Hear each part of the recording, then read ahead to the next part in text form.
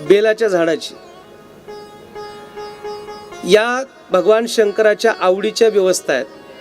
रुद्राक्ष त्याला आवडतं, बिल्वदळ त्याला आवडतं, आणि म्हणून त्याला जे आवडतं ते आपण त्याची सेवा करावी असं शिव महापुराणाचं मत आहे. बेलाचं झाड शंकराच्या आवडीचं आहे.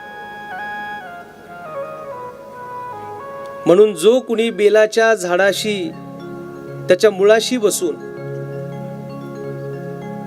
सायंकाळच्या समयाला तिथे दिवा लावून जर ओम नमः शिवायचा जप करील तर भगवान शिव त्याला मोक्षपद देतात. एखाद्या आलेल्या अतिथी ब्राह्मणाला जर बेलाच्या झाडाजवळ जीव घातलं तर त्याचंही फल निराळच आहे.